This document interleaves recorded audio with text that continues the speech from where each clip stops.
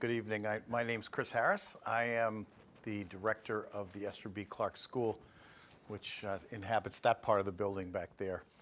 I hope this will be an interesting evening because I'm not going to talk to you exclusively from a professional level. I'm actually the parent of twins, one of whom has struggled mightily, and the other one who is pretty neurotypical. And we also then adopted a younger child at the same time. So we had pretty much chaos in our house, and I learned a lot about the dynamics that happen between siblings, and that kind of piqued my interest. So I did a lot of research, and I'll share that with you tonight. You've all been handed a challenge that was not in the regular parent manual, and I can guarantee you that I learned trial by fire, as I'm sure many of you are, as you go through your journeys. So how many of you, this is your first time here? Anybody first time here? Anybody not familiar with CHC at all? Like, no idea what we do here? Everybody, okay? I'll go really quickly. We're a community-based nonprofit organization. We've been around as long as I have, exactly, as a matter of fact, so that'll give, I'm not as young as I look. And we work with all kinds of children who are facing challenges in life that were unexpected. Parents are dealing with those unexpected challenges as well, and so part of our mission and our vision is to work with not only the children, to optimize their life and try to make their challenges something that they can manage through, but supporting parents as well, and educating through education support groups and therapies that we can offer here, so that the family units can be as healthy as possible. And I don't read slides, so you have all this stuff in your slide. And so we work. Our specialties are the four bubbles that you see up here: ADHD, learning differences, anxiety and depression, and autism. So we don't work with all kinds of challenges. This is our focus of expertise here. Our four divisions include clinical services. We have a number of different clinical services. There's a clinic for the underserved, both here in Palo Alto and in San Jose. We have a private pay assessment clinic up here. Community Connections, which I'm representing tonight, is our outreach to parents and professionals, where we do workshops and parent education classes such as this. And Sand Hill School, which is actually across the hall. That is a private, independent school working with children who have language-based learning differences that are impeding their progress in school. And the Esther B. Clark School, where we work with youngsters who are very emotionally dysregulated, have mental health challenges, yet are really bright, and we're trying to help them be able to manage that so that they can rejoin schools that are more academic oriented. So we serve everyone without discrimination. And I just want to bring this to your attention. This is a very large expo, a fun day that is coming up at Oracle Park, which used to be AT&T Park in San Francisco. It's a celebration, actually, of youngsters with learning differences or anxiety and depression and ADHD, and they get to come in. Parents have opportunities for a variety of short workshops. There are almost 100 exhibitors there as well, with all resources that surround the Bay Area, and fun on the field for the kids. So there's a rock climbing wall, jumpy house, face painting, batting cages. They get fielding practice. So it's really a fun day, and it's free of charge. And the coordinator of that event is here tonight. And at the end, if you want a little more information, I can invite her in, and she can give just a little bit more information on that. All right. So we're going to take on these issues tonight. The challenges of having a challenged child or a sibling. I'll talk a little bit about typical family dynamics that can emerge. They emerged in my house as well. And what can we do about it? The interesting thing about tonight's presentation is you're going to hear actually directly from student voices or sibling voices who actually, there was a huge research project. I'll show you at the end of the slideshow. But there's a lot of really important information that the siblings talked about in terms of what they wanted to see happen in their particular families with the challenged youngster. And I think it is the most authentic.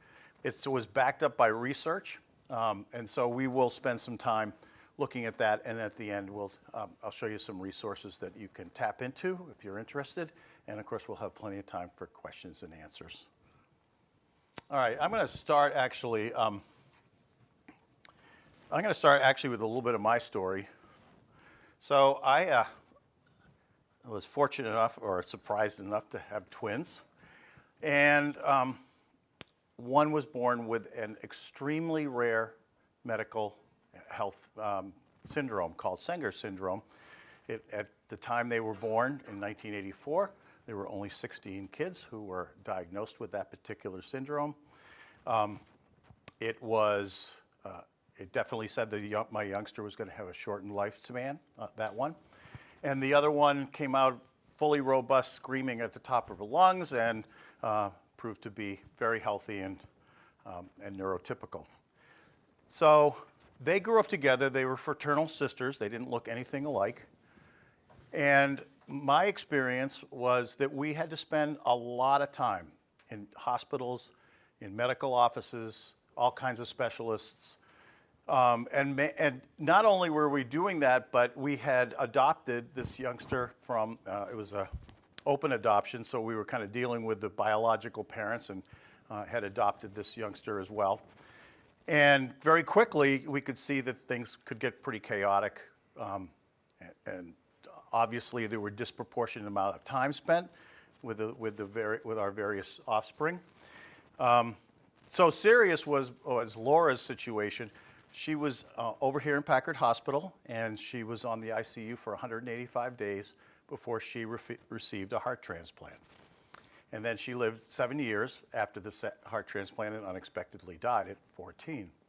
So I have experienced the range of emotions, not only that parents have in terms of trying to work with the living child and then after the living child, but how do you take care of the other ones? Okay, and so I'm going to share my experience with you, and you will see some of the things that you can expect to have happen, but you also need to be prepared that there's going to be lots of unexpected moments here. And it's not going to be anybody's fault. It's nothing you did. It is simply part of the journey that these kids are going to experience as they grow up with a challenged sibling. All right. So you're not alone. There's many, many, many families who are facing the same challenges that I suspect many of you either are personally experiencing or know somebody very close to you that's experiencing that. The important thing is that what happens with the siblings who are not challenged, well, actually it happens with the siblings who are challenged too, but we're focusing on the siblings tonight, is they can develop distorted perceptions of what family life is or should be, and the family can't achieve it, and why can't that be possible? Why can't you, as moms and dads, make it possible for them to do it? So it's very logical, and it's very common for kids like this to project blame out as if it was a fixable, it's something fixable that parents ought to be able to take care of. Okay, and we'll talk about that because you'll see that as kids grow, they come to realize that that's really not a feasible outcome. But that can also have ramifications as well, which I'll point out to you. I want to start with some good news, and it's happened in my family, and that is that many, many times, in fact, the majority of kids who have challenged kids actually report as adults that they were able to reflect and value their lives as kids. And many of these youngsters actually get into human service fields because they have developed a genuine passion and empathy and sensitivity towards other families who are now experiencing what they did. So instead of carrying out some of the resentment that some of you may be experiencing or frustration, they actually are able to grow and reflect upon their experience and actually begin to feel a sense of true compassion and formulate their careers around sharing their experience and sharing their development of their empathy and compassion for these kids. And they get into the human service field. So that's as hard as the process may seem right now, the outcomes are actually quite positive and quite encouraging. All right, so tonight we're not going to use a lot of diagnostic labels. A challenged youngster has any of those conditions that are on the slides. It can be emotional, it can be physical, it can be learning, it can be social, emotional. Their challenges may be acute or chronic. Okay, there may be a moment as they grow up that it becomes extremely hard for them, or it may be a chronic situation that actually presents as a lifelong challenge. They vary in terms of its intensity. Like at times, those crises, the challenges seem to really emerge and heighten in their intensity, and then most of you will experience times at which they ebb. Because of some minor environmental changes usually. They can be dynamic, which means they change over time, or they can be static. There are certain kinds of disabilities where there are just endpoint limitations, and youngsters aren't going to progress beyond that particular level. It may be clear in its domains. It may be domain specific. For example, an orthopedic disability may be specific in terms of the youngster can't walk, or it may cross many disciplines, like, for example, an orthopedically impaired youngster who then feels emotionally devastated by the fact that they can't participate in many of the activities that their friends are doing. And this is particularly true when there's an acquired change in their physical ability as opposed to a developmental one where it was always had that limitation. So they can evolve expectedly or unexpectedly, and those expectedly and unexpectedly deal mostly with the medical and the social emotional kinds of issues and challenges that the kids with the kids we're talking about tonight. Any questions about that? So it covers everybody. Okay, anybody who has a challenge is listed on the board. So we're going to take a look because the gender actually determines some of how the responses that you can come to expect. There are differences in how girls and boys are going to react and respond and behave when they have a challenged sibling. That's very clear. Boys are more likely to act out. That's what externalizing means. They're more likely to be overt in how they are either protesting or expressing the resentment or frustration they're feeling. Whereas girls are more likely to internalize it or push it inside, and it's much more difficult to actually identify these youngsters who are feeling the same kinds of emotions, but it's more difficult to detect how they're actually expressing that. All right, raise your hand if you see any of these behaviors amongst the neurotypical siblings, if you see any of those behaviors. Oh, come on now, be honest, it should be about 100% here. It can be varying intensities, but it is inevitable that the behaviors you see on the board are going to appear at some point during your family's upbringing. And these are going to generate some fairly intense emotions, I'm going to tell you, because when they feel a certain emotion or they don't feel a certain emotion, that may not represent exactly what they really, truly, honestly feel inside. Okay, so the expression, one of the things I want you to be cautious about is the expression of the emotion that you may see may not actually reflect the emotion that they're actually feeling. And one of the benefits of therapy is to help kids actually synchronize the emotion that they feel with the emotion that they intend to express. Okay, that's not trying to change. Nobody wants to deny anyone the emotions that they're honestly feeling, but the expression of how their expression of that emotion needs sometimes to be supported and actually taught. And actually, we do that at Esther B. Clark School. So, yeah, sure. What about if I guess instead of like almost nothing, what if you sort of like see like almost like surprising, not apathy. I mean, like there's like maybe like resentment about having to go on doctor's appointments, but aside from that, I see like almost nothing. Is that almost as in is coming soon? You know, I mean, How old? 9.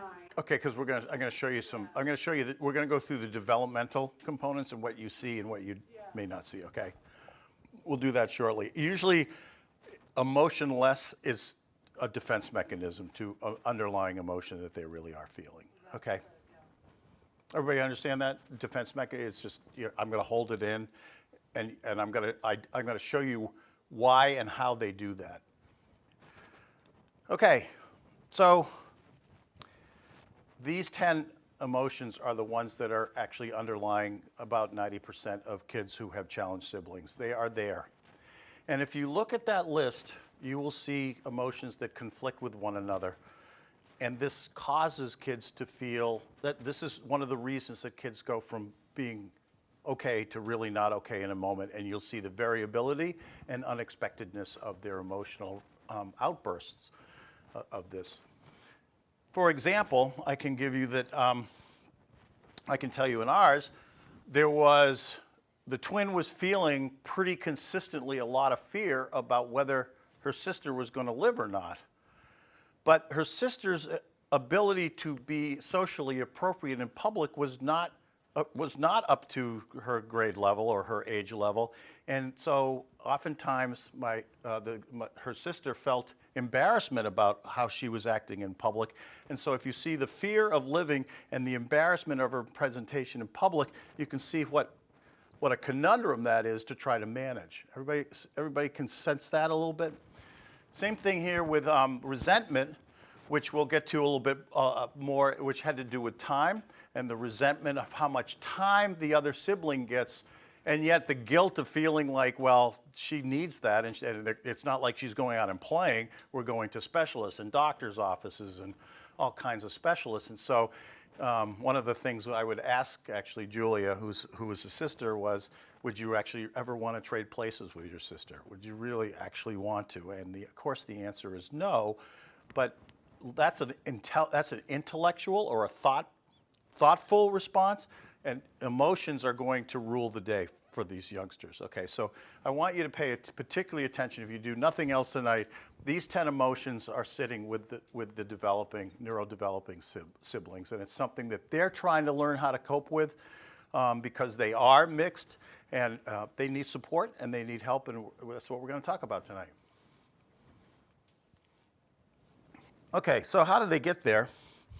So a couple of slides ago, I showed you about perception, or I used the word perception. And perception is the experience that each of us have when we are engaged in an experience, an activity, or an interaction. Like each of you are developing a perception right now of me and of this topic. And they probably differ from being very engaged to, I don't know if this is really relevant for me. So when you have perception, you never look at something without some underlying emotion based on experience, the intensity of those experiences, and the frequency of those experiences. So we develop perceptions which then generate emotions. And when we get very intense, when we feel very intense emotions, we actually have a great deal of difficulty accessing our thinking brains. And when we can't, when we are what we call emotionally hijacked, what we end up doing as humans is instead of taking action, we do reactions, which is usually something like fight, flight, or freeze behaviors. Okay, anybody seen that? So this is very common. This is what we work with at Esther B. Clark School. These are kids who misperceive what's going on around them. They misperceive others' intent toward them, and they misperceive the tasks that they're being asked to comply with. So they get very emotionally escalated, and they actually lose the ability to be thoughtful in a response. And instead what they do is react. And a lot of these reactions are based on this right here. Right here. There's an underlying fear because there's a misperceived threat that's going to somehow cause them to be, their integrity to be compromised, their capacity to function to be compromised, that somebody is going to hurt them, either verbally or physically. And so the fear leads to the disorder that we deal with a lot around here, and that is anxiety. So our job is to try to help kids develop more accurate perceptions about what's happening, and that's going to be a very important component in terms of intervening with your neurotypical sibling, so that they don't get emotionally hijacked and they can respond in more thoughtful ways to the situation that you're encountering. And that's going to be the basis of the intervention we're going to be talking about. Okay, so this is what I just actually talked about. The perceptions are developed by the repetition of experience, the relevance, and the intensity. Now, when you have a youngster who is chronically challenged, okay, especially if you have one who's behaviorally chronically challenged in the household, the intensity and the repetition of those experiences are going to create perceptions in the neurotypical sibling. And it's going to generate the emotions that we just talked about. And if those emotions become very intense, you're going to see your neurotypical youngster react in more regressed manners than you might otherwise think that they should, because they can't access the thinking brain in that particular moment. This is the time that you see unexpected behaviors by the siblings, and you're surprised by it because you've seen them be able to be thoughtful in so many other situations. But periodically, we need to expect that the neurotypical siblings are in fact going to experience the intensity, and they're going to react in ways that are unexpected for you as parents, okay? This is the same thing. They misperceive themselves. They actually develop misperceptions about their roles and what they're supposed to do as the sibling of a challenged child. They also will develop misperceptions about how it is that they're supposed to interact or befriend or work with the challenged child. And we'll go into some of those specific fears very shortly. And of course, they're going to wonder, they're going to misperceive, what's the family going to be like? How's it ever going to be normal? Is it ever going to be normal? What's going to happen to me when my mom and dad are no longer around? Am I going to be the person who's going to be responsible? Okay.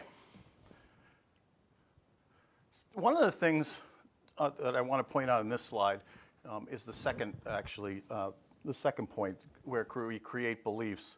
So one of the perceptions lead to belief systems.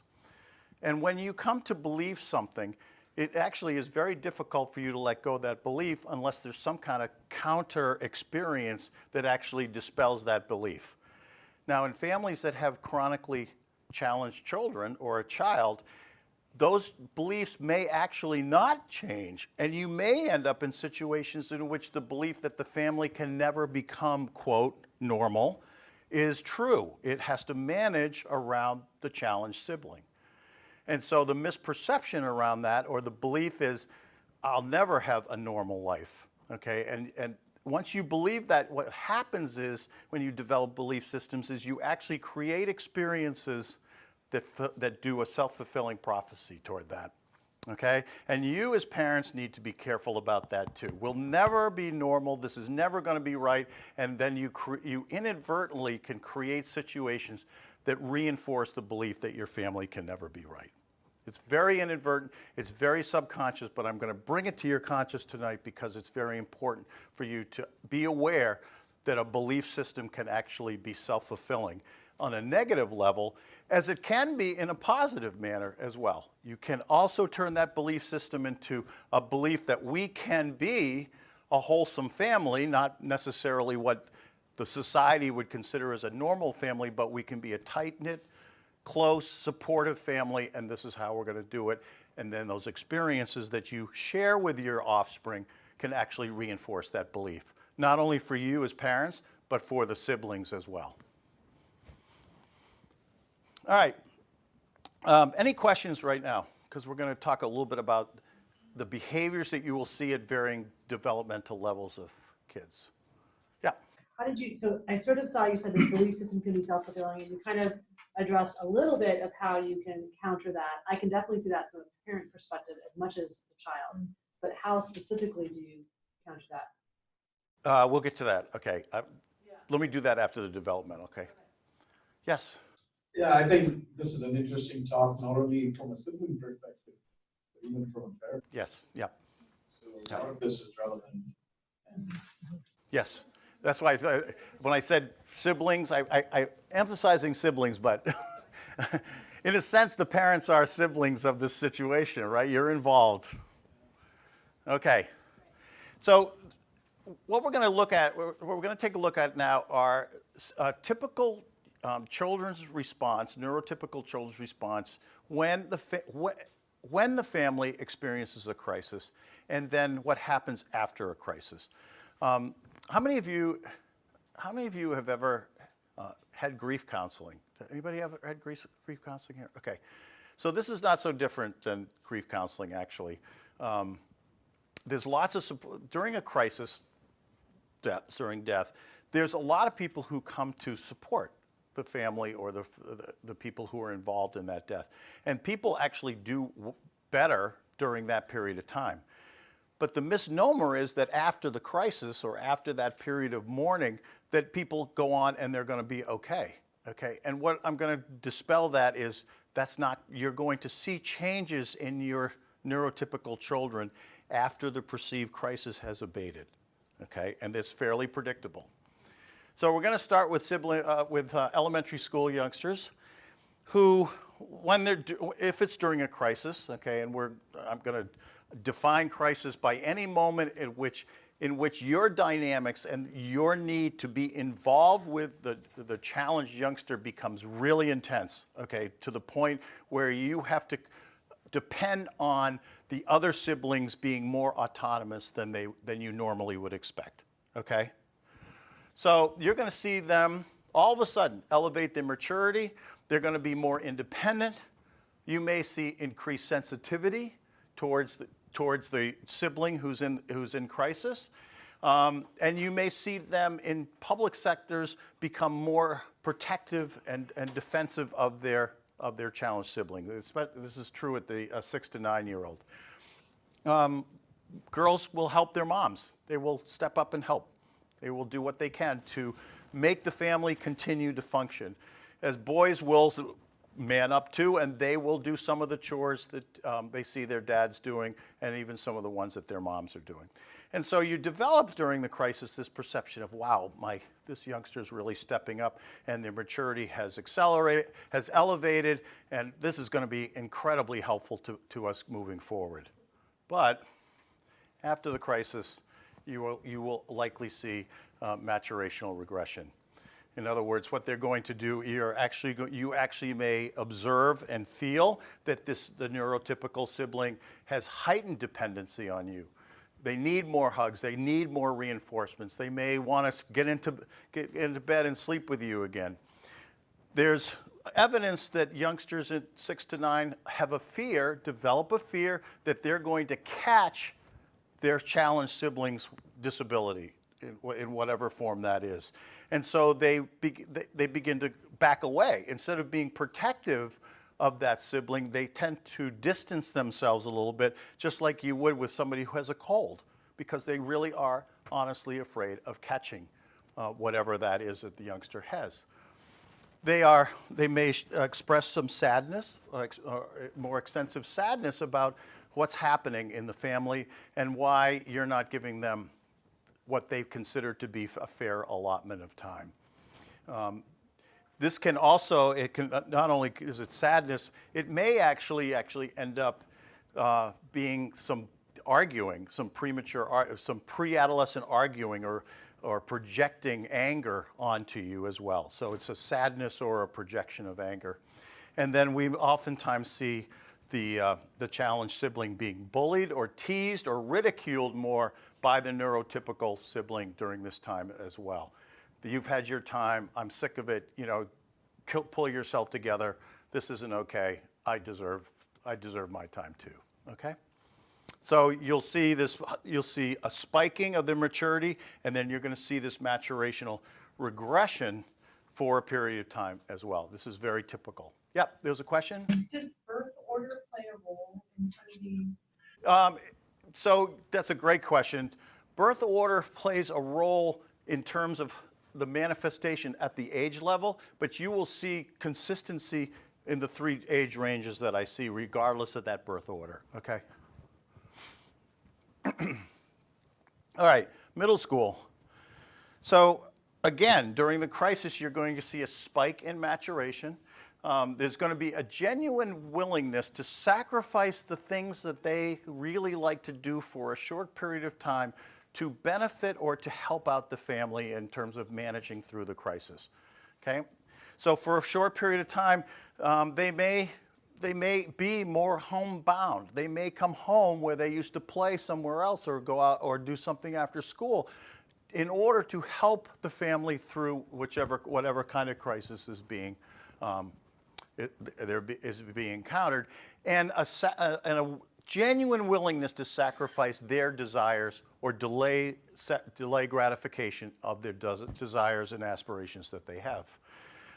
You may see some of the kids actually try harder to do better in school. They're going to double down their efforts to be the good child, to be the one that's not going to be a problem. That's how they often define it.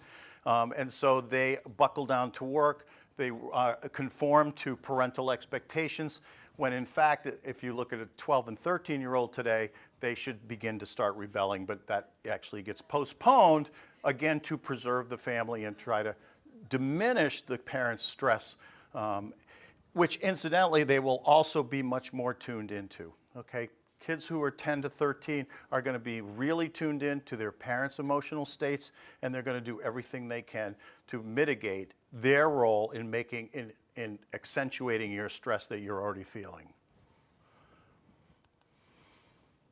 Okay, but after the crisis, and this was so true in my house particularly. This was really true. In fact, Julia, who's now 35, and I'm happy to say getting married and in the human service field and doing great, she, less than 2 years ago, spoke to me about how she felt robbed during this period of time of the time that she could have had with mom and dad. And this is like a 32-year-old kid who remembers still the feeling that I didn't get my fair shake during this age time. Now, this is a time that my daughter was getting the heart transplant, and we just had to be with her, right? But this fairness and sameness is a normal developmental process in middle school kids.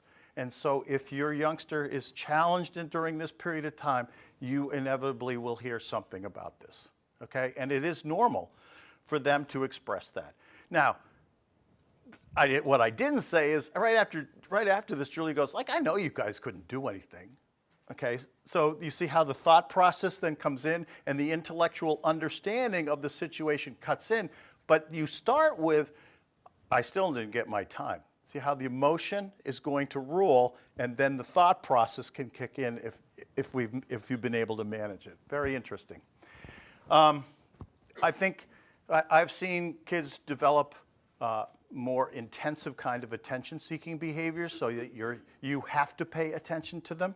Now, sometimes this attention-seeking can be done in appropriate manners, and sometimes it will not be done in appropriate manners. You may see more intense protest. You may see rebelliousness. You may see defiance. And the intensity of that protest will force you to pay attention to them.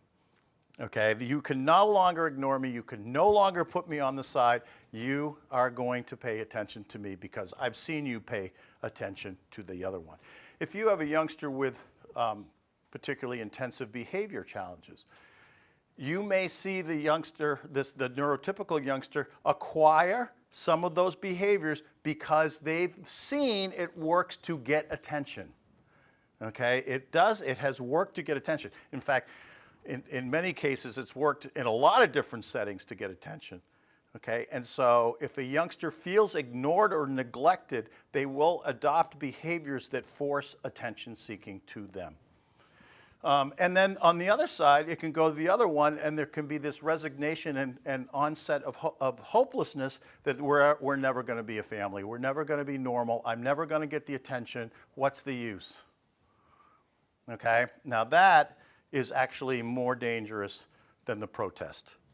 Okay, withdrawal and the onset of hopelessness is a more serious situation than an overt protest. I just want to make that clear. Even though it's hard to deal with the protest, the withdrawal and the hopelessness is a more serious condition and needs to be dealt with professionals.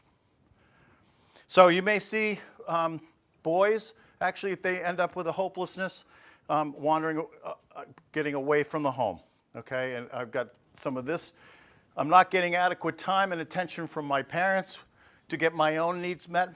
And so in order to mitigate the fear of embarrassment I could get from my peer group around hanging around or protecting or being with my challenged sibling, and so that I don't become overly resentful of them in school, I am going to remove myself from the family. Now, think about that for a second. Is that illogical? Is that illogical? It's actually not illogical. And I'm going to help you mitigate that. I have some recommendations in the next part of the presentation. But this is a very common response when there's perceived chaos, when the time allocations seem unfair and definitely unequal, and when in middle school particularly, if you have twins, which I did, or you have close siblings who are going to be in the same school. In middle school, it's all about conformity. And if that youngster isn't able to conform for any one of a number of reasons, you may see the embarrassment and the resentment hit in, and the withdrawal and the separation of, I can't do this. I'm not going to be doing this anymore. Okay, so boys are going to repress their feeling of neediness. Make no mistake, the boys are needy. It won't look that way, but they are needy. Their protest is actually requesting more time. It's actually counterproductive. We're terrible at communicating what our genuine feelings are. And so it looks very counterproductive. It looks like, I don't want your attention. I give up. I don't even want you anymore. I'm going to leave. But that's not true. They really are very needy. Girls exhibit neediness by drawing attention to themselves by isolating them. You wonder what's going on. What's happening to them? They're withdrawing. They're removing themselves from the family dynamic. They're in their room all the time. They seem to be, we don't know what's going on with them. And sometimes what happens is when they start isolating themselves, they're actually feeling a lot of feelings of negativity towards their own inability to bring correctiveness to the family. Okay? It's very interesting. Girls work very hard to keep families together, and when they don't feel like they're being successful, they isolate themselves. All right, so I also want to point out the last one is that middle school kids begin to feel this sense of, well, how come this didn't happen to me? And you probably all read about survival guilt, and in a sense, the normal sibling actually can go through feeling about survivor's guilt. They can feel like, wow, this is terrible that it happened, especially if you have multiple challenged youngsters in the home and less number of neurodevelopmentally typical kids. Like, how did I avoid this, and why was I how was I selected not to have this problem? And there can be some guilt associated with that. All right, then we go to the high school group. The high school group, during the crisis, again, you'll see this spiking of maturation. You'll see this spiking, especially by the girls, of trying to hold the family together. You'll see attempts by the offspring to become superachievers, very conscientious about studying, becoming a non-problem in the household. Okay, at this age, the teenagers are very sensitive to their parents' emotional state. and they work very hard during crisis not to exacerbate the intensity of what the parents are feeling, especially if you have chronic or lifelong kids with lifelong challenges. This is now 14 years, 14 to 17 years into it, and they appreciate the fact that their parents are getting exhausted. They are exhausted by this. They're working really hard. And so there's this sense, particularly among girls, I've got to step up and become a parent as well in order just to preserve my parents. So that's one. And of course, one of the things that we have to be very careful about is when a neurotypical sibling starts compromising their future, starts withdrawing from activities that they're good at and have participated in actively in order to be at home and to support the family. That's actually a danger signal. It's not healthy for kids in adolescence to give up that stuff in order to preserve the family or to help their mom and dad work through crises. You get into martyrdom and then can actually trigger an awful lot of resentment in early adulthood. So we need to be careful about that. Interesting phenomenon in research is that many girls after the crisis become passionate about getting into the human service field. Like I said, there's a lot of females particularly will get into some human service field. And the first thing they're going to do is to do a ton of research to see if they can resolve the issues that the family has had to deal with. They want to understand intellectually what it is and how it can be resolved. So you will see girls doing a lot of intensive research on it. And this is often carried into young adulthood. These folks go into nursing and psychology and therapy and psychiatry. All of these were initiated in many cases, by the fact of their own personal experience and wanting to resolve it, not only for themselves, but now for others as they reach out into the community. Let's see. So then in the high school, as they get towards 18, they're going to start thinking about the next part of their lives. What is this going to mean? What is the family going to do? At 18, am I leaving? Am I going to college? Or do I need to postpone that in order to help my parents get through, work with the challenged siblings if they're younger? These are questions that they can't ask anybody else because most of the time these kids don't know other families who are faced with the kinds of questions and concerns that actually they're experiencing unless they're part of a support group. And we'll talk about that a little bit later too. All right, after the crisis, the male is more likely to spend increasing amounts of time away from home, as they began to do in their middle school year. But a lot of times it's to be out of the house so that they don't push another burden on you.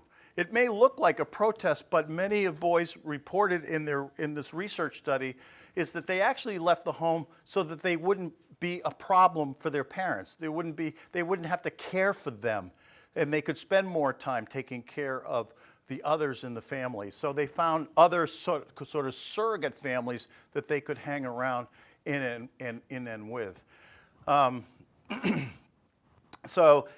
But when they came into the home, a lot of times what happened is there would be a lot of volatility with the adolescent boy coming in because the resentment and the frustration they would feel would be expressed in pretty intense arguments with parents where they projected blame of the family situation onto the parents. And if you have an adolescent boy and you're getting that, some of it is being stimulated by the situation that you're facing with, and they are scared that they're part of it, but it's expressed as projecting onto the blame that they project that blame onto you. All right. So as they reach adulthood and they get into adolescence, these are the questions that actually teens were surveyed on, and they're reasonable questions, don't you think? I mean, read this. If you take a look at the questions, these are things that our adolescents with challenged siblings have to consciously think about as they go through their years. How will my sibling act with my friends? How will my girlfriend or boyfriend react if I invite them over to the house? Will he or she embarrass me or try to just hang around with us? How then should I spend time with my challenged sibling? How do I fit that in? Can I tolerate what we do as a family together? And what can we do together? What can this family actually do together that's going to work? Am I supposed to be the first line babysitter? Am I supposed to be the person who goes to mom and says, "You guys need a night out, I'll take." And how many times do they have to do that? Okay, what do they feel obligated to do to be the caretaker for the challenged sibling? And as they hear further on, as they get a little bit older, they'll start wondering about whether, in fact, they are going to be the primary caretaker. Is my sibling ever going to be able to keep or keep a job? Are they going to be able to live independently? And if not, are they going to live with me? Am I going to be responsible for that? Am I going to have to financially support my challenged sibling? And this is something that, again, because of the rare syndrome that Julia's twin had, is should I bear children? Or am I going to pass it along? Have I got the genes that caused that youngster to be challenged, and should I be having children or not? All right. And the question of college or leaving home. Okay. Should I be using mom and dad's hard-earned money for my college, or will they need them for medical expenses or other kinds of expenses to take care of my challenged sibling? Will these feelings that I have about guilt, and Julia actually communicated with this me, will I ever be free of guilt, worry, fear, resentment? Will it ever dissipate, or am I going to carry this for the rest of my life? Remember, they're young adults, and they have come to recognize these emotions as being very influential in their life, and they're exhausting emotions to have to deal with. Will it ever get better? Will I ever not have to feel some of the things that I'm feeling? And it's not surprising that siblings actually, at this point in time, can begin to develop mental health challenges. That the levels of their anxiety, level of their depression, level of their stress requires actually some professional intervention. All right. I'm going to stop there. Questions before we go on to the next part? Are you gonna make us feel better? Yeah, I am going to make you feel better. Yeah, I am. Remember, I started out by saying, the process isn't pretty, okay? And that's what we're doing right now. But I am going to. Yeah. No, but I haven't said anybody crashed and burned yet, okay? Yes, they're challenged. Yes, the neurotypical ones are challenged. But I just think it's important, it's really important, and you'll see this when we get to the kids' voices, that you know this voice that they have, that you understand and are aware of the voices that they have. Yeah. So it seems that during the crisis, the neurotypical kids kind of come together and help out. And after, they resort to their own things. What is the best time to teach them how to deal with the... Great question. Definitely not during the crisis. Yeah, definitely not. So the way you can ascertain that is when they seem to be more thoughtful in their responses. You've got a youngster who's not so emotionally hijacked that they're just reacting to everything. That's your teachable moment. Remember all the way back to the perception? So if you sense that your youngster is able to manage the intensity of the emotion and that they can think through some problems or reason, that's the most teachable moments that you're going to have. Okay? And again, I'm going to actually show you what some of those moments look like. All right. So one caution. So basically what this slide says is that all right, one more bad news slide, and then we're going to get better, okay? It probably won't surprise you that separations and divorces in families with challenged children are higher than with normally developing youngsters. So on this slide depicts one of the cautions that you need to be aware of, and that's the fragmentation between the parents of caretaking. So moms, you are the natural, intuitive caretakers and protectors. Don't ever change that way. We all need them, okay? And so as protectors and enablers and the more sensitive ones, you have a natural tendency to want to care for children or youngsters that need more care. That's your intuition, that's your instincts, okay? It's not abnormal at all. It is absolutely to be expected. Dads are more the push up, let's push it out, let's maximize the opportunities that we have here.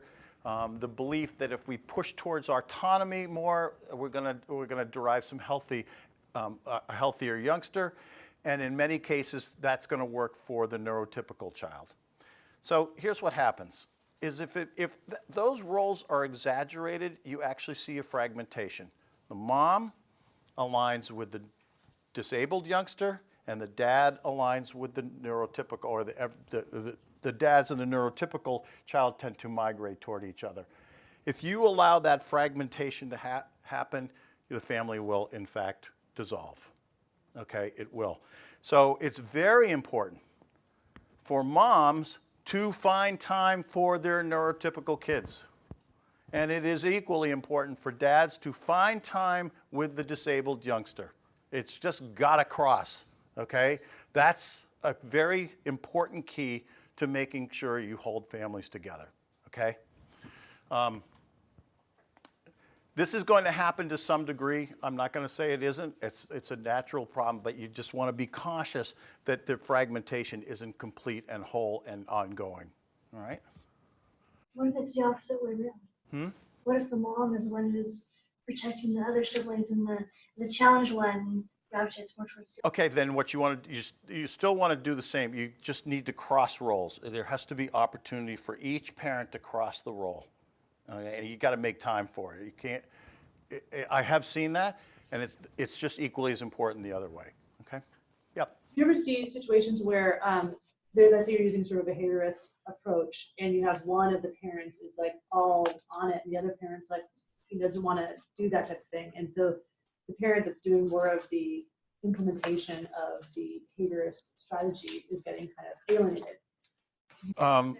So it's not alienated because typically what happens if one parent is the push and the other one is the protect, you see you see one set of children migrate toward one and the others migrate to the other. And so it's just it's an awareness that parents have to have if it's getting too much and too chronic and too routine. Okay, that's the problem. It's going to happen. It just can't happen all the time, okay? And the roles are rigidly defined. I do this, you do that, okay? All right, so to wrap this up, this part is there are going to be significant fluctuations in youngsters' behavior, okay, in your neurotypical youngsters. It just is inherent.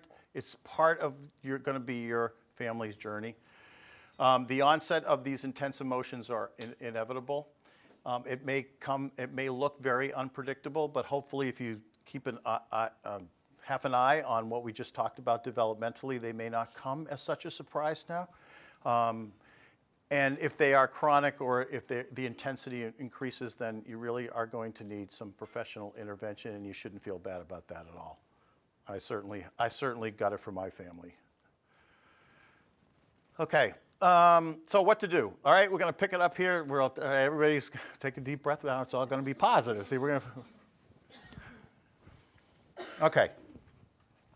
There's only 3 criteria that you have to have in order to actually hold your family together and have your kids grow up as healthy as possible. You have to be motivated to take time to pay singular attention to each and every child in that household. You have to be truly motivated to allocate time to spend meaningful moments with all the children in the house, balancing all together and individually. Okay? That's a big, I know. And with your spouse.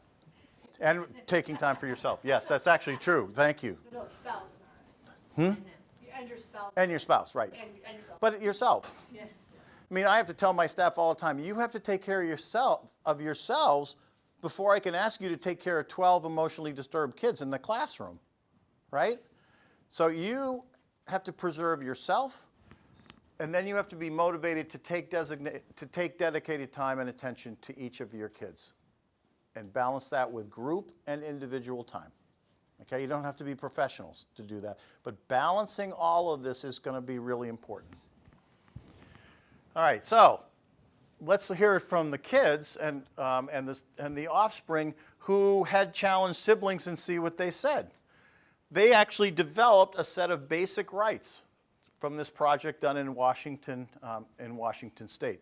This Bill of Rights, the right to have a life as a typical developing sibling. The right. I am typically developing, and I need parents, and I need parents to parent me as well. Number 2, the right to have typical developing moments amongst all of us. Now notice the example they use. We will argue. Let us argue. Do not come in and protect my challenged sibling unless it becomes a bullying situation. We are going to disagree, right? I mean, healthy relationships have disagreements. And what the kids are saying is, if we have an argument about something, let us argue for a little while on it. The right to have high expectations of all, not meaning perfectionism, but everybody has expectations. No one doesn't have expectations. In fact, when we do not have expectations of challenged youngsters, we actually have communicated to them that we've given up on them. And don't think they don't know that. If you have no expectations of a challenged youngster, then they know you've given up on them. Okay, and that's something that was more devastating than any overly achieving expectation you can set on somebody. The right to have a safe home environment for all. That's particularly difficult when you have youngsters who are unable to manage themselves emotionally and physically. But understand that the siblings need to have a safe place to go. And if they can't find it in your house, they're going to go find it somewhere else. And if that means you need intervention and help to do that, they deserve that. If you want your kids in the house, that has to be a safe place. Now, not only physically safe, but emotionally safe as well. The right to know what's going on. Understanding that the parent perceptions will be more influential than a bunch of objective facts. Here's what they're saying. You can express the emotions that you're feeling to me honestly and outward, and I would rather hear that than hear than this kind of clinical diagnosis.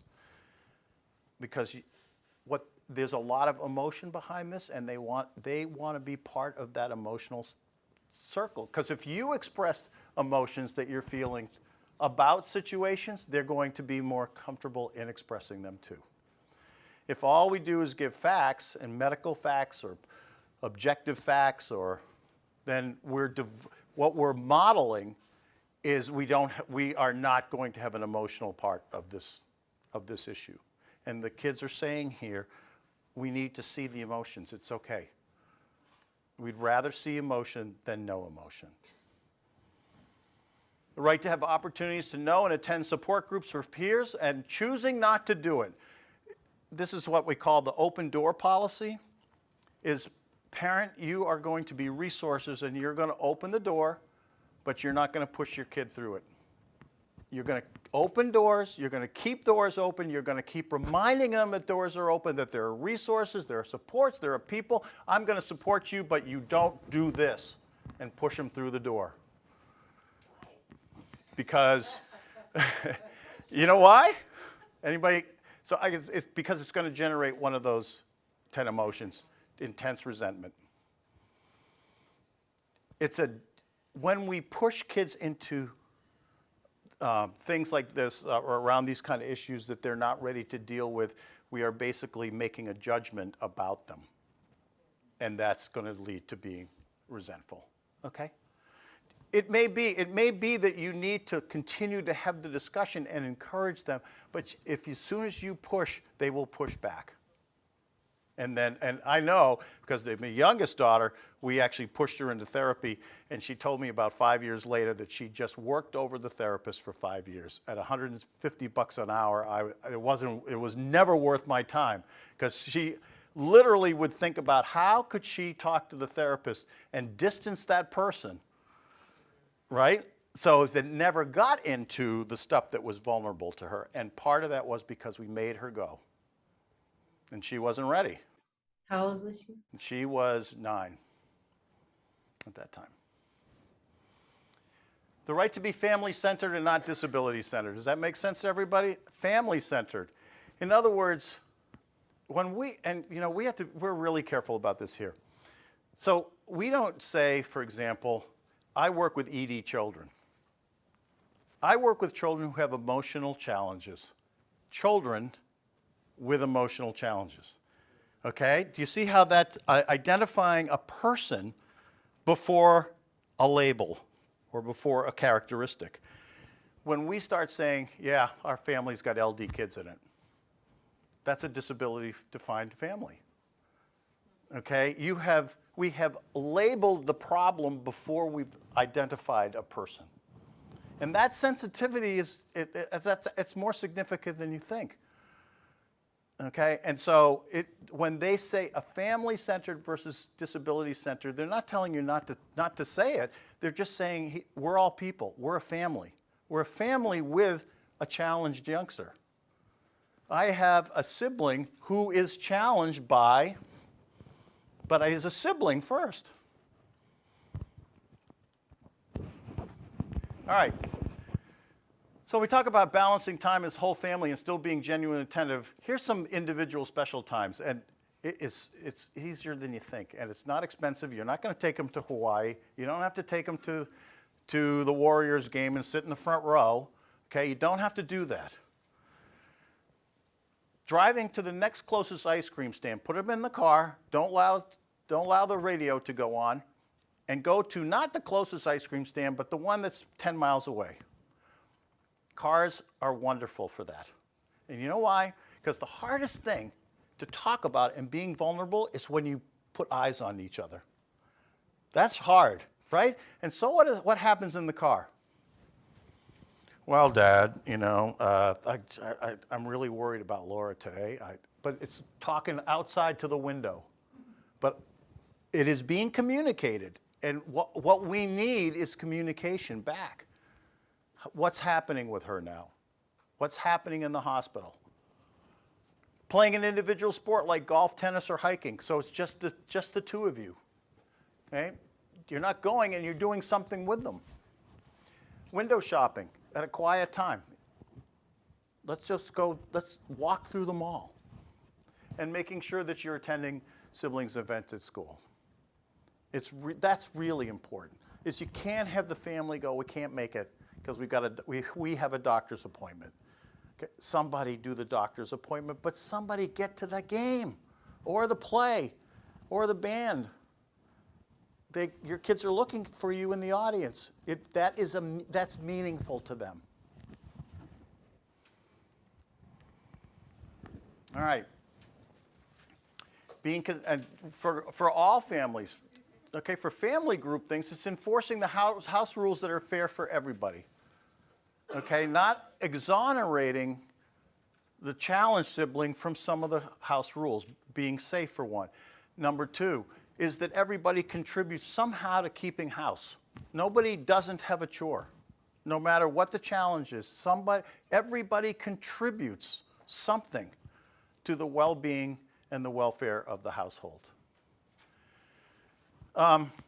So, to deal with the issue of adolescents spending increasing times away, this is actually not unusual. It's actually a normally developing thing at first, but it becomes very important when you have challenged youngsters in your family. So it is actually recommended that you find an outside third-party person for the natural developing or the normally developing sibling. Okay? And I've kind of given you some recommendations on people, extended family members, where they get to spend a little bit more time with that person.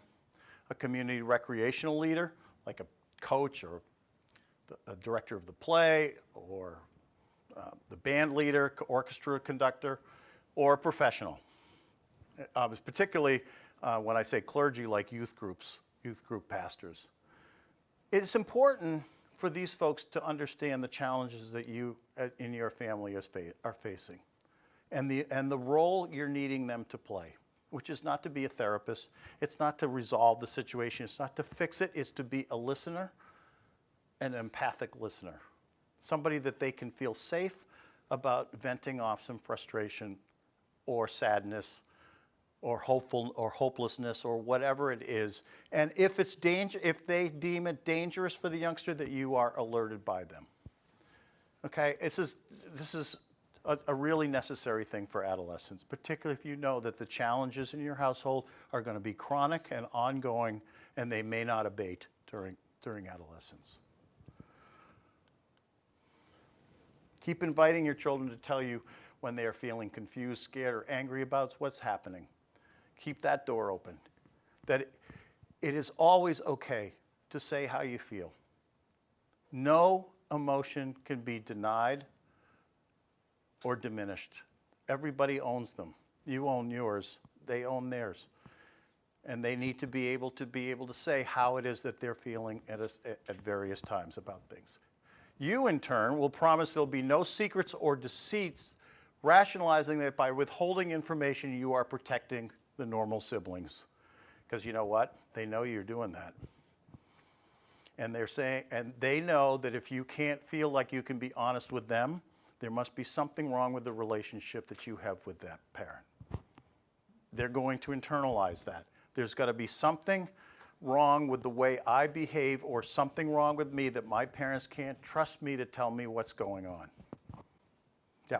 Is there a limit, I guess, of like age, like for 5, 6-year-olds? Do you still kind of? Well, so there's no age at which you deceit a child. Okay, if a youngster is out of the house and they are physically very sick, the siblings need to know that. I mean, our kids knew it. My 4-year-old knew it.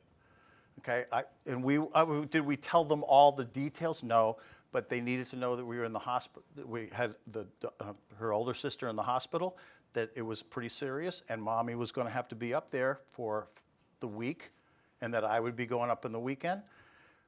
And that is important.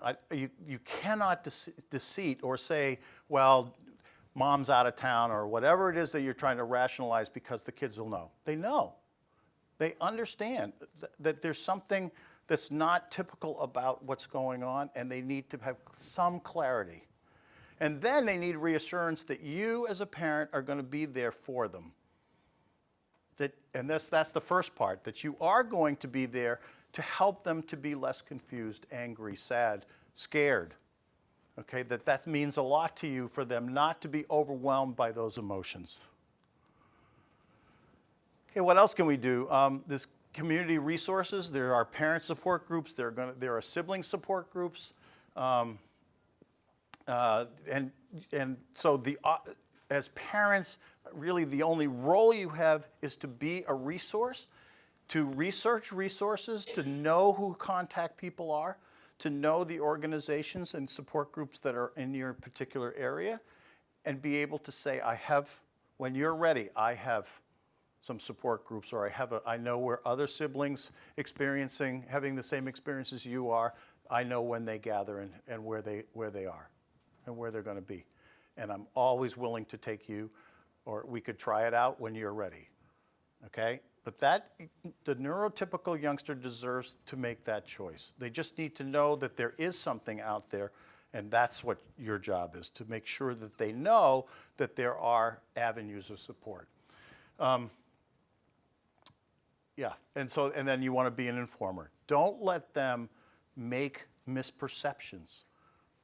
See, if they misperceive, as we talked about earlier, then their emotions are going to be that much more intensified. So if you are an informer, you are helping them to develop a more accurate perception, and they will be able to manage their emotions and think through and respond and communicate with you in a more realistic and appropriate manner than guessing what's happening, because a lot of guessing that they're going to do is going to be fear-based, and it's going to be not correct, and it's going to be way exaggerated, and then you're going to get an exaggerated response from them.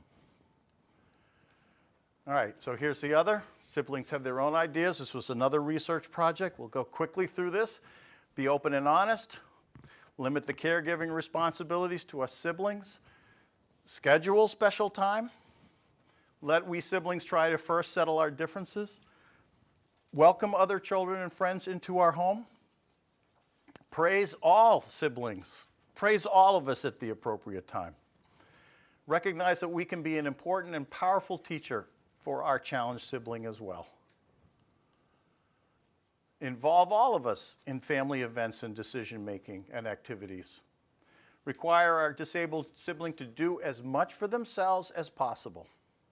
That's having the high expectations. Recognize each of us as having unique qualities, interests, and need. Okay, and we sometimes forget about that because we know the challenged youngster has unique challenges and needs, and we sometimes forget that our neurodeveloping siblings have unique qualities, interests, and needs as well. And we need to recognize, too, that they get stressed out. They will be stressed out, and they need parental support during those times that they actually are experiencing heightened stress.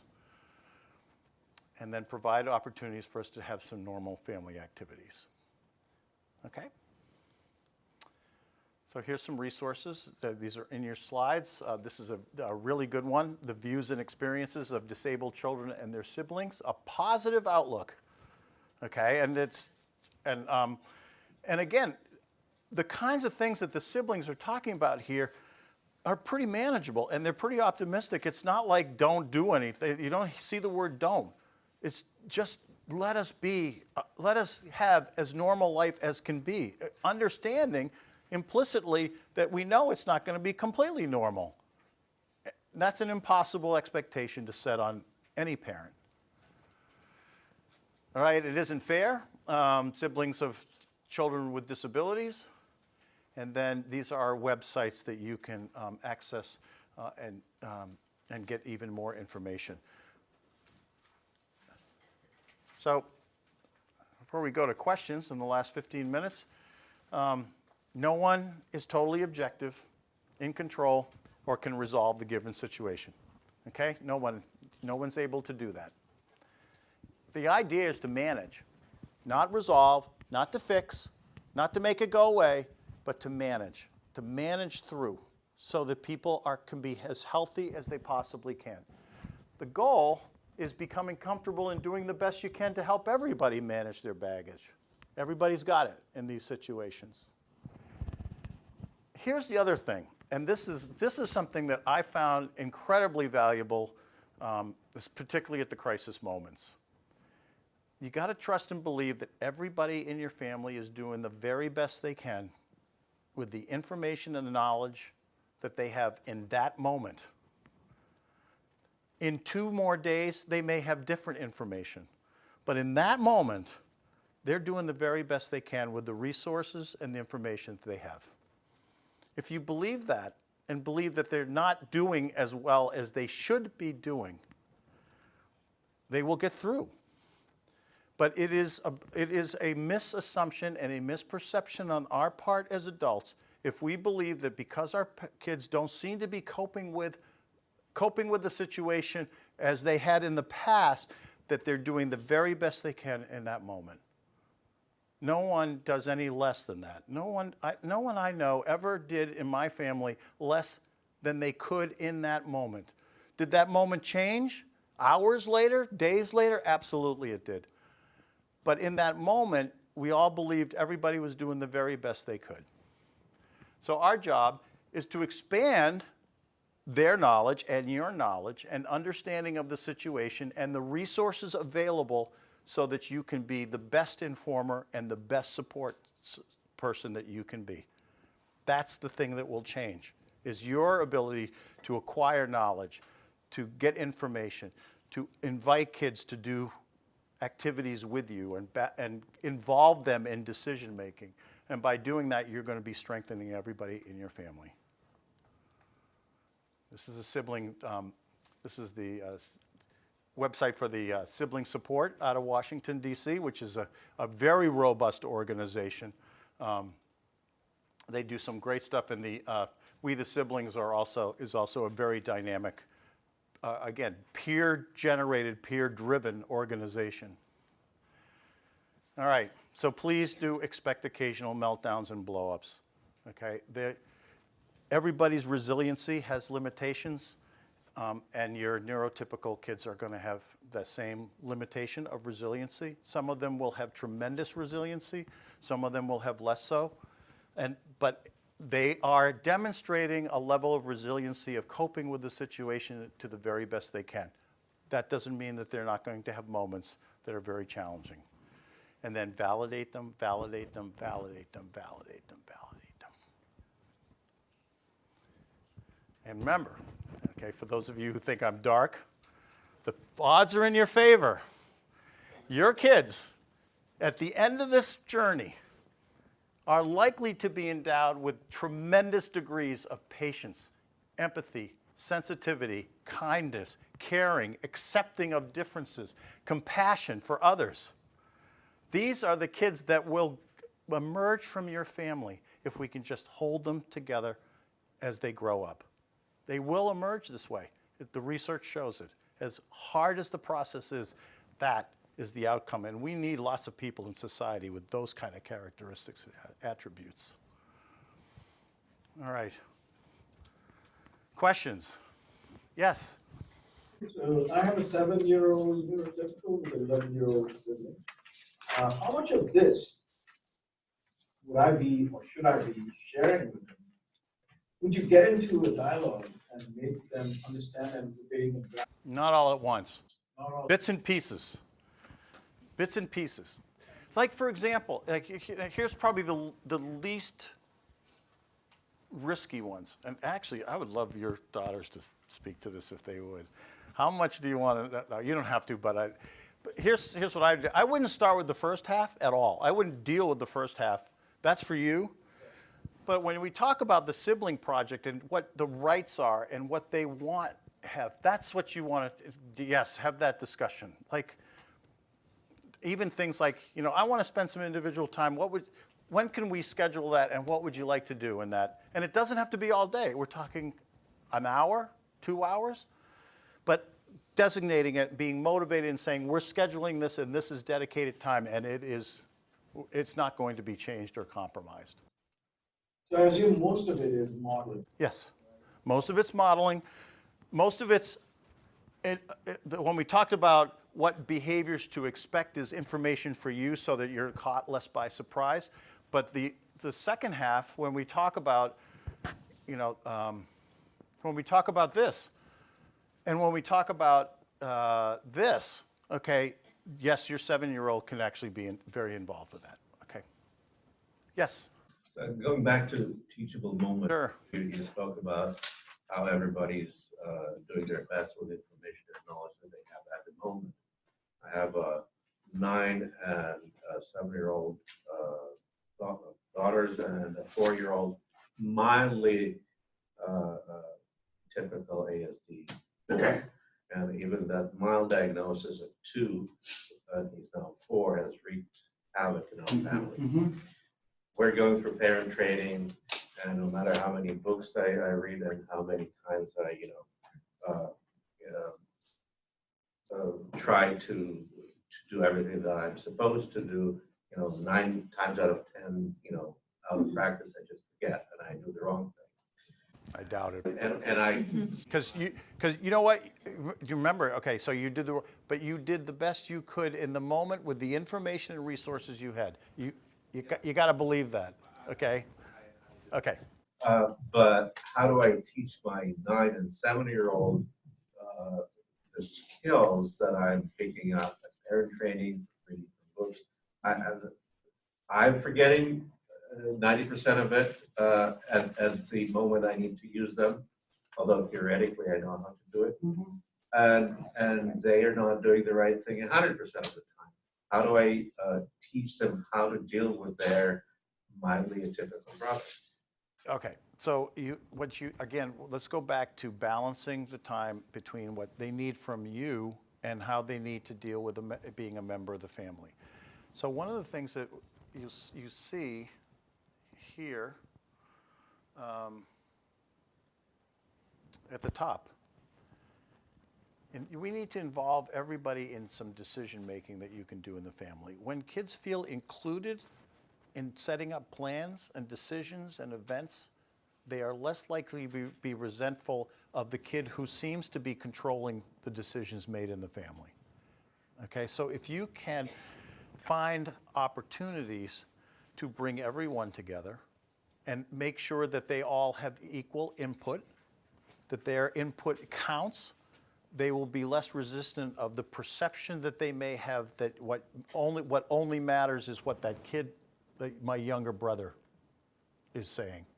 Okay, and that you intend fully to balance that out. The other parts of it is simply allowing these youngsters to communicate to you the emotions that they're feeling in that moment, and feeling safe in doing so. So everybody's emotions are valid. They are valid. What do we do with it? That's what we have. That may require some professional intervention, but start with the idea that if you can even take those 10 emotions that I feel, and you want to know when they're feeling that. And we'll work it through. We'll take a walk, we'll go get an ice cream, and we'll talk that through. And that might be the kind of thing. They may not have the same emotions at the same moment. That's the time to individuate and work with them as individuals. See, I get the sense that the way you just described it is that they're resentful of that youngster because somehow he or she has created an imbalance. No, I think we have plenty of emotions, and we do a lot of things together, and I appreciate the driving time to school, very valuable time every morning and afternoon. But I'm talking more about the techniques. For instance, the brother will start screeching, and they'll say, no, don't do this, don't do that. And for the life of me, I'm teaching them the proper techniques of how to say no, how to redirect. Mhm.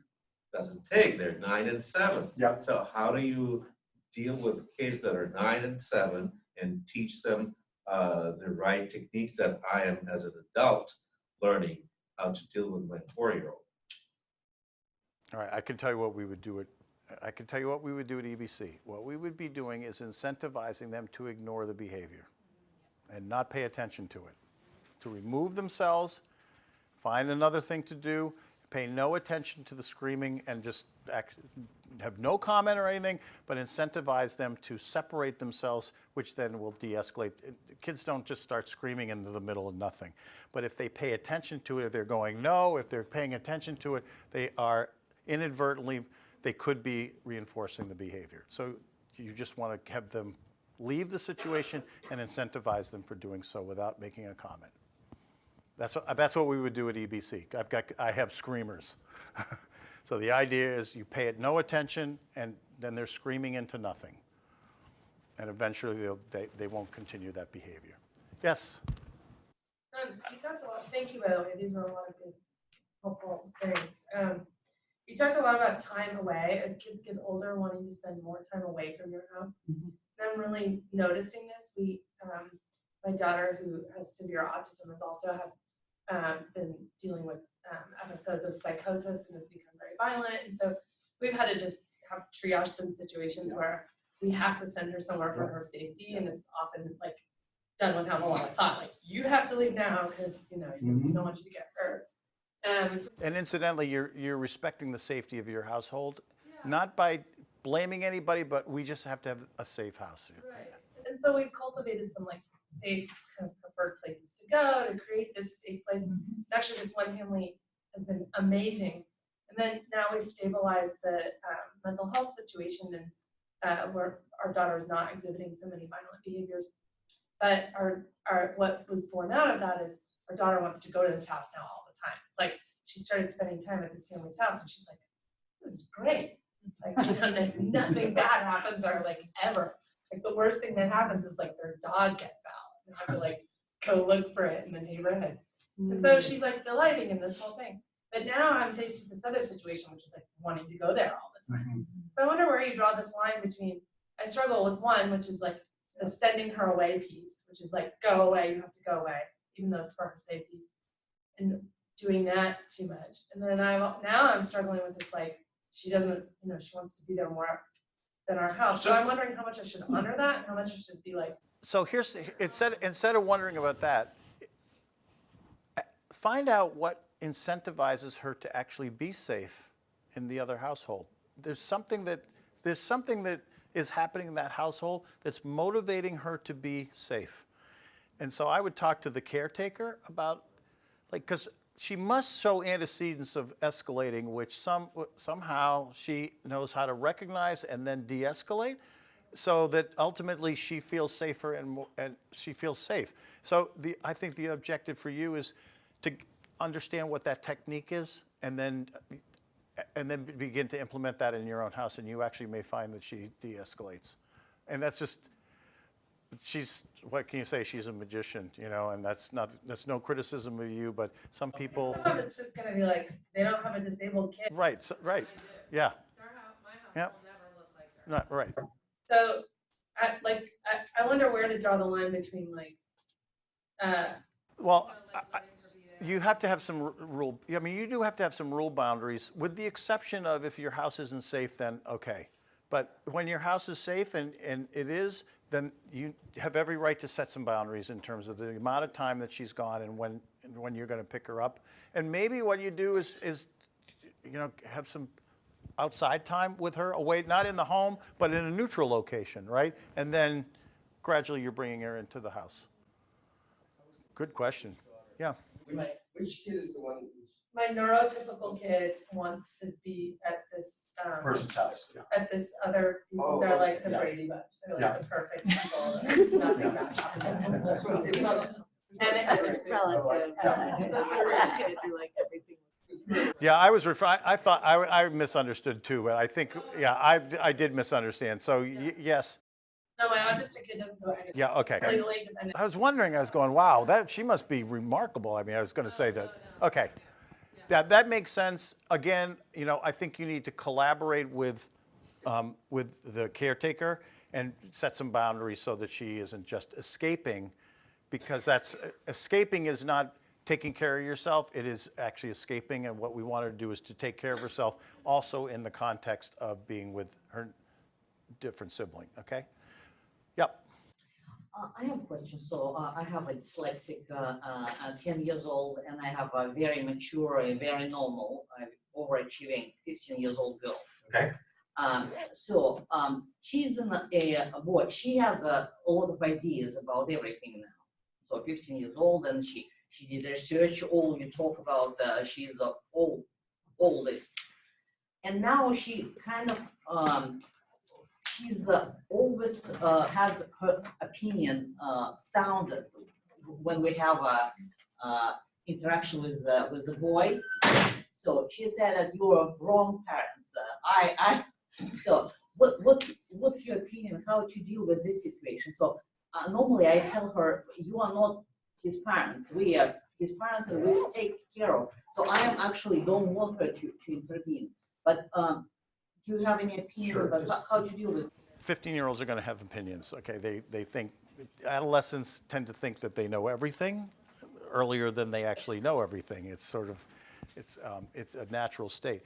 We at EBC tend to say, you actually don't have the right to judge anybody else any more than I have the right to judge you. So we're going to incentivize you not to judge other people. How do you do that? Well, you find out something that motivates them. And every time they interrupt themselves, they start saying something that could be derogatory or opinionated or that puts them at a level, and they stop themselves, they are accumulating points towards something that motivates them. Okay? So they can express their emotions about how they feel, but when they start using pronouns about you, okay, that's something that isn't going to earn them like incentive points. So you really want them to focus on themselves and not be parentifying other people in the family. That's your job, okay? So the incentive is when you can resist doing that, when you stop yourself from doing it, I'm giving you incentives towards something that I know you want, okay? And when you don't, I'm not a big fan of this, but you might have to at first take the token away and say, you just made a judgment call. Now I'm taking that ticket that you earned and I'm moving it out, okay? And they'll respond to that. Mary, this is, I just want to introduce, for anybody interested in EdRev Expo, this is Michelle White. She is in charge of the activity. If you're interested in knowing more about what's there for the families, which I know you are, Mary, she's the one to ask. Okay? Yes? A question about your school and school situations for kids with mild ASD. So I've observed and came to a conclusion that, for instance, for my child, it's better to be in quote unquote normal environment where he emulates normal behavior after having spent like 2 or 3 months at a certain program where after which he started screeching. Yep. What is your take on that? But he's not getting any specialized services, and ABA is not going to come to school, and he's been without services for a year. Versus, I don't know if your school would be a good choice for him. So your question about whether it's really great, whether it's better for kids to be in environments where there are neurotypical kids that can provide models versus youngsters with similar kinds of disabilities is a really good one, and it's quite controversial. What we have found with kids with emotional challenges is they have felt isolated, they've lost all their friends, they are sad and frustrated with the fact that they can't manage themselves. And actually the kids I deal with are very much motivated to try to do better. We have found that putting them together and creating a therapeutic milieu is actually very healing and very reassuring, because for the first time, for many of them, they're feeling a sense of community and belongingness. However, if youngsters are able, if they're emotionally still able to be modeled for, and they can be receptive to the modeling around them, that is the better choice. So, for example, your experience where you put them with similar and they acquired negative behaviors, my sense is the behavior program probably wasn't well enough developed to actually positively motivate them not to do that, which is what we're all about at EBC School. And there's a lot of controversy. Like, there are a lot of people, professionals, who would stand in the same position I am and say we should be having all kids included with neurotypical peers. What we've found is with our kids, they want to, they can't, and the reminder that they can't every day by their performance makes them feel terrible. And so by removing them so we can teach them the skills to be able to function in a classroom is exactly the respite they need for that particular time in their life. The object, though, is to get them back. Is it going to be more pronounced as he enters first grade? Because now he's in pre-K, and I mean, he's popular, everybody loves him, he's friends with everyone, and the autistic behavior that he exhibits, it's like a switch that goes on, maybe for half an hour a day, or he will go 2 or 3 days without like an normal kid, and then all of a sudden you'll have a switch. So my experience, and I am not an expert with autistic kids. That's not what I particularly work with. But what I do know about them is that their situations change dynamically. Unfortunately, as social expectations increase as they go through school, the autistic youngsters have a hard time adjusting to those elevated expectations. And so There is the possibility that in some cases, the attention-seeking behavior actually regresses because they don't know how else to get it, and they've gotten it in a certain way. And professional care at that point in time is really important as an intervention with experienced professionals in teaching and working with kids with autism. What kind of professional other than ABA? You might want to talk to an educational consultant. There are schools actually that work with high-functioning autistic youngsters. In fact, I know, and your youngster isn't ready for this, but there are 2 schools in the East Bay that specifically work with high-functioning autistic youngsters who are academically adept and socially they work with them, and they have created an inclusive community of like youngsters, and they found that to be a very hospitable and positively promoting environment. Yeah, I'm. Stanbridge is in San Mateo. What are the names of these? So the 2 ones in the East Bay that I know are Springstone, which is outside of Lafayette, and Orinda Academy, which is the high school. Mary, yeah. I have twins. They're 10. So my son has Tourette's and ADHD and OCD and anxiety, and so he has some behavior issues that go along with that. Now his twin sister, we've spent so much time and he's gotten so much attention that she really resents him, and she feels he gets all the attention, and now she is so disrespectful and rude and mean and angry. She is hard to deal with. I have tried doing like some kind of behavior incentive for her. I've tried spending time with her, like one-on-one time. I've tried, trying to reward her for being respectful, but I'm having a really hard time. Do you have any suggestions? Persevere.